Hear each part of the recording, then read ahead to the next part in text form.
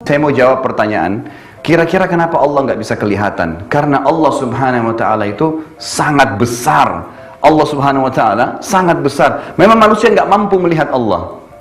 Perlu Anda tahu bahwasanya Allah Subhanahu wa Ta'ala mengutus 124.000 nabi. Ini jumlah yang sangat besar. Di antaranya ada 313 rasul.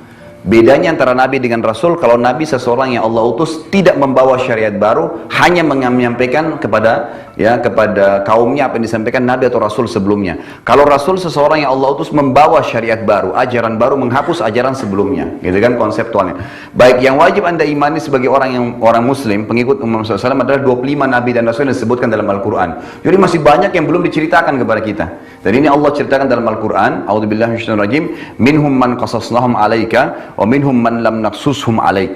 Ada Muhammad, nabi-nabi yang kami ceritakan kepadamu, dan masih banyak yang belum kami ceritakan kepadamu. Jadi masih banyak yang belum sampai kepada kita. Baik, intisarinya 124.000 nabi ini belum pernah ada satupun yang pernah melihat Allah. Belum pernah ada satupun yang melihat Allah. Kenapa Allah nggak bisa kelihatan? Allah nggak lihatkan dirinya kepada para nabi. Dengarkan jawabannya. Nabi Musa alaihissalam pernah berkata, waktu dia pergi ke Tursina, ya, di situ diperintahkan oleh Allah datang untuk menerima kitab Taurat selama 40 hari, 40 malam. Al-Quran itu turun lengkap selama 23 tahun. 13 tahun di Mekah, 10 tahun di Madinah, baru lengkap 30 juz yang kita dapat sekarang. Kalau Taurat enggak, 40 hari lengkap semua turun. Syaratnya Nabi Musa pergi ke gunung Tursina, nunggu tiap hari turun 1 surah, 3 surah, 5 surah sampai lengkap. Hari ke-37 dari 40 hari itu Nabi Musa AS tiba-tiba bertanya begini. Jibril datang, nurunin surah, lalu dia mengatakan, wahai Jibril, sampaikan kepada Allah. Dia mengatakan dalam Al-Quran, Rabbi arini anzur ilaik. Wahai Tuhanku, izinkan aku melihat kepadamu. Nabi Musa penasaran, mau lihat Allah. Gitu kan? Lalu dijawab oleh Allah SWT. Allah nggak jawab langsung Musa. Melalui Jibril lagi turun, Jibril mengatakan lagi, katakan kepada Musa, lan tarani.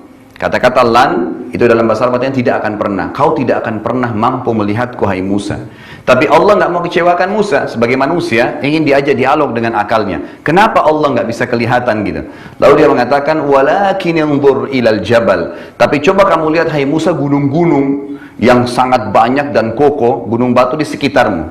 Di sini perlu Anda tahu, kata ulama tafsir, sekitar Tursina itu ada puluhan gunung batu. Dan semuanya kokoh-kokoh gitu kan. Ya, kalau kita lihat di Mesir itu ada piramida yang satu batunya saja para ilmuwan mengatakan bisa sekian ton beratnya. Mereka masih bingung gimana dulu Fir'aun menyuruh orang-orang nyusun sampai seperti piramida sekarang gitu. Nah, di Tursina itu ada gunung-gunung batu yang luar biasa, mungkin puluhan kali lebih besar daripada piramida. Itu kuat-kuat kokoh. Nabi Musa kagum-kagum dengan gunung batu itu. Dia juga kagum dengan pergantian siang malam selama 37 hari di puncak gunung. Kemudian hujan, sebentar panas, sebentar dingin, burung-burung yang berterbangan, hewan-hewan yang lari di lereng gunung, air yang mengalir di situ, ada sungai di bawah. Dia bingung, dia penasaran dengan itu semua. Lalu yang dia paling kagum gunung-gunung. Allah mengatakan, tapi coba lihat ke gunung-gunung itu. Fa in istaqarra makanahu fasawfa tarani. Kalau saya datang, kemudian gunung-gunung itu mampu menampung kedatanganku, maka kau akan bisa melihatku, hai Musa. Apa yang terjadi? Falamma tajalla rabbuhu lil jabal. Waktu Allah baru niat saja datang, belum datang, baru mau datang, ja'alahu dakka. Semua gunung itu hancur berantakan, tidak berani menampung kedatangan Allah Subhanahu wa taala. Wa kharra Musa sa'iqa, dan Musa tiba-tiba pingsan. Waktu Nabi Musa bangun, kata Allah, langsung dia mengangkat tangan ke langit mengatakan amantu billah, saya beriman kepada Allah, gitu kan. Jadi di sini Nabi Musa AS pun tidak melihat Allah SWT, tapi dia meyakini keberadaannya. Dia tahu tidak mungkin ini terjadi begitu saja. Tidak mungkin ada malam dan siang tanpa penciptanya. Tidak mungkin ada udara, air, batu dan segalanya tanpa ada penciptanya. Semua ini ada penciptanya. Dalam diri kita saja ada keajaiban penciptaan Allah Subhanahu wa taala. Lalu yang terjadi jemaah sekalian adalah masih pertanyaan kecil, kenapa lagi Allah tidak bisa kelihatan? Nabi Muhammad SAW waktu pulang dari Mi'raj, dari langit, kemudian terima perintah waktu sholat, itu ketemu dengan Aisyah, istrinya, dan berkata, lalu Aisyah berkata, ya Rasulullah, apakah anda melihat Tuhan anda pada saat anda Mi'raj ke langit? Lalu dia berkata apa? Nurun ala nur anna arah. Kata Nabi SAW, Allah itu cahaya, di atas cahaya, sangat terang, sampai saya tidak mampu untuk melihatnya. Allah nggak kelihatan oleh Nabi Muhammad SAW.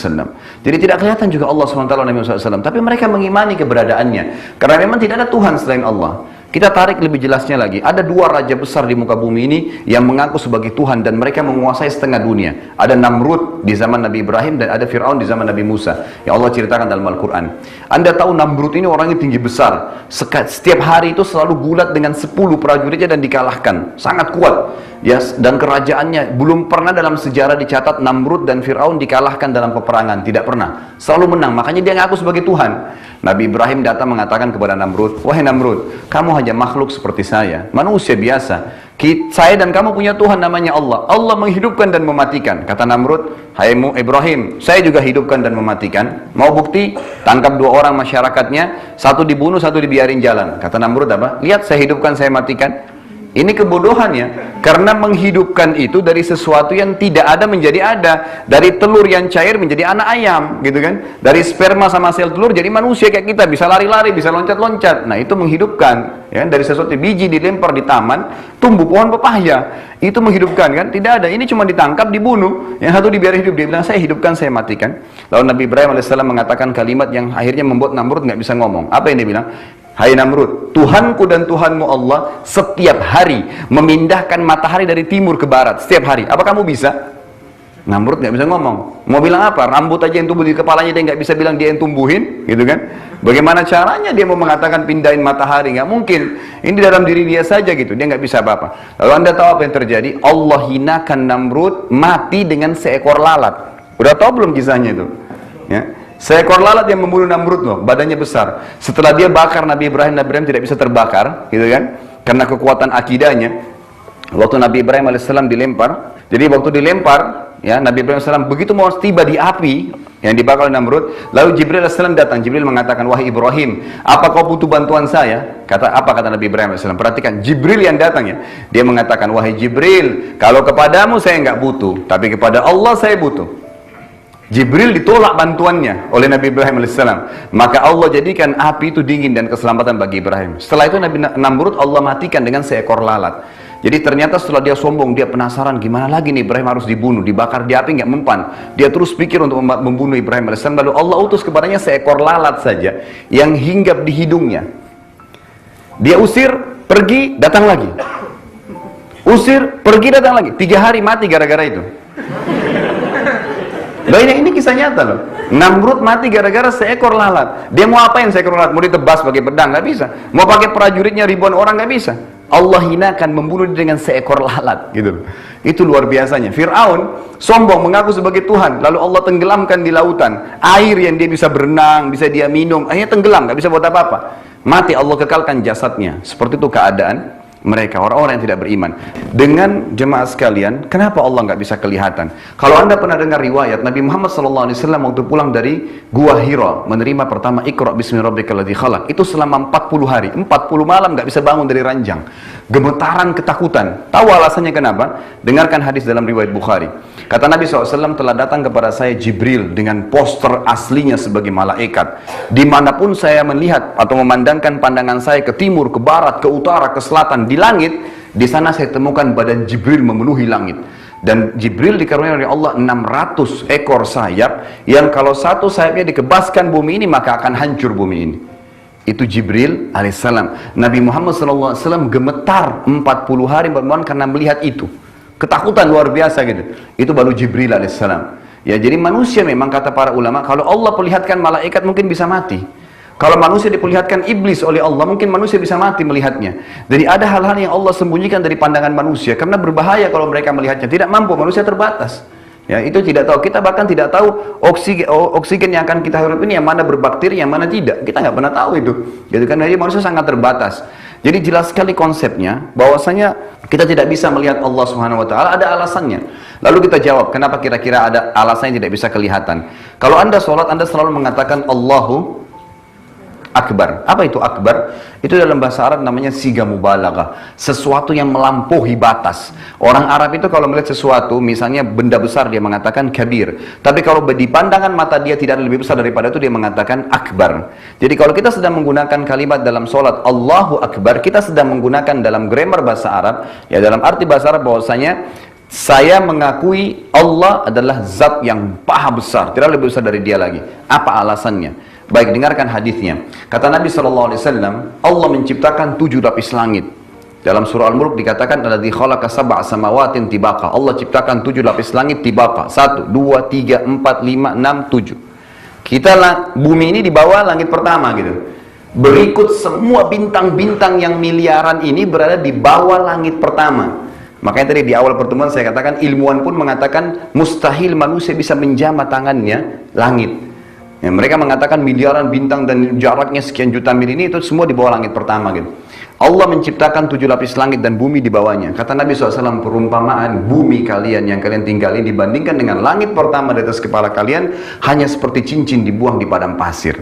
Jadi kalau dicabut cincin ini dilempar, nggak akan kelihatan. Kenapa? Padang pasirnya sangat luas. Makanya Anda berputar-putar dimanapun di muka bumi tidak pernah ada ujungnya langit. Ya, kalau ada yang pernah lihat sampaikan ya biar kita juga mau lihat gitu ya. Jadi nggak kelihatan, begitu terus. Kenapa? Karena sangat besar gitu. Kita aja dibanding dengan Jupiter atau matahari itu sudah sangat kecil seperti debu saja. Apalagi kalau mau dibandingkan dengan alam semesta. Lalu kata Nabi SAW, di atas langit pertama dan langit kedua, digabung antara langit pertama dengan bumi, besarnya hanya seperti cincin dibuang di padang pasir. Langit ketiga juga begitu, kedua, satu dan bumi digabung, tiga-tiganya hanya seperti cincin dibuang di padang pasir. Sampai langit ketujuh, langit keenam, 5, 4, 3, 2, 1 dan bumi, tujuh-tujuhnya digabung, dibanding langit ketujuh hanya seperti cincin dibuang di padang pasir.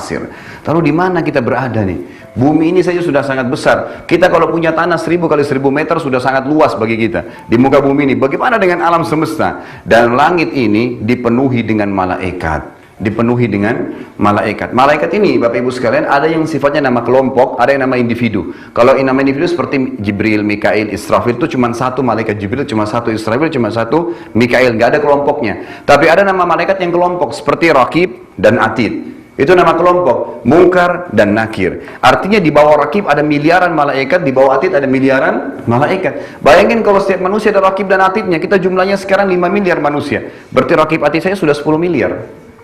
Kalau ada tiba-tiba orang meninggal, 1 juta orang kena tsunami, Munkar Nakirnya banyak, di bawah Munkar banyak malaikat, di bawah Nakir banyak malaikat.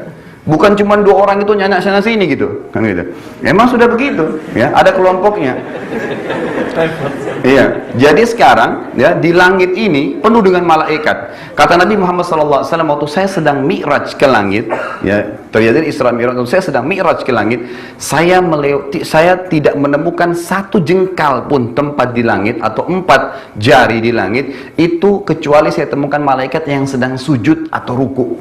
Penuh dengan malaikat. Di langit ketujuh kata Nabi SAW ada sebuah rumah namanya Baitul Ma'mur. Di tiap hari ditawafi oleh malaikat 70.000 malaikat pergi, tidak akan pernah kembali selamanya. Besok 70.000, lusa 70.000 sampai hari kiamat. Tidak ada batasnya gitu.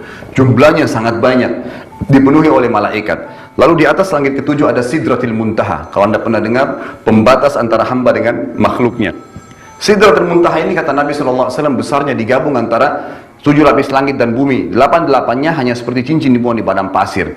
Lalu di atas Sidratul Muntaha Allah menciptakan sebuah lautan. Anda sekarang sedang berada di bawah dasar lautan dan seperti debu di bumi kita ya, apalagi kita di dalamnya. Bagaimana bisa kita tahu lautan ini? Kata Nabi SAW, lautan itu besarnya digabung antara Sidratul Muntahanya, 7 lapis langitnya dengan buminya, 9-9-nya hanya seperti cincin dibuang di padang pasir. Dibandingkan lautan itu. Kalau Anda mau lebih jelas, baca ayat, setiap kali Anda temukan kata-kata wakana arsyu alal ma, dan singgasananya Allah ada di atas air. Baca tafsirnya, Anda akan tahu makna kalimat ini. Lalu kata Nabi SAW, di atas lautan itu ada singgasananya Allah. Yang singgasananya Allah itu arsy-nya Allah besarnya, digabung lautan tadi, Sidratil Muntaha, 7 lapis langit dan bumi, 10-10-nya hanya seperti cincin dibuang di padang pasir. Bagaimana dengan Allah yang ada di atasnya? Makanya kita mengatakan Allahu Akbar. Tidak akan mampu, kita bahkan tidak mampu menatap matahari karena panasnya, gitu kan? Bagaimana kita bisa melihat Allah yang maha besar, gitu? Memang tidak mampu lihat, gitu. Tidak akan bisa kita melihat Allah Subhanahu Wa Taala. Makanya kalau Anda sering hafal waktu masih kecil untuk ngusir syaitan, kita baca ayat apa? Apa itu ayat kursi? Kursi itu bukan tempat duduk seperti bahasa Indonesia ya. Tapi kursi itu bahasa Arab artinya tempat pijakan kaki raja di singgasananya. Jadi kalau singgasana raja diinjak pijakan untuk naik ke atas, itu namanya kursi. Apa yang Allah katakan? Wasi'a kursiyuhu. Wasi'a itu artinya telah meluas, telah menutupi. Kursiyuhu, tempat pijakan kakinya dia, Allah, as-samawat, seluruh langit, wal ard, dan bumi ini. Tiap hari Anda baca ayat kursi, nggak tahu artinya gitu. Nah ini luar biasa ini. Makanya kalau baca ayat kursi, setan lari itu biasa, bukan cuma lari, bisa terbakar dia kalau baca itu gitu kan. Karena menceritakan tentang pijakan kakinya Allah SWT yang menutupi seluruh langit dan bumi ini. Itu ayat kursi, tanda-tanda kebesaran Allah Subhanahu wa ta'ala.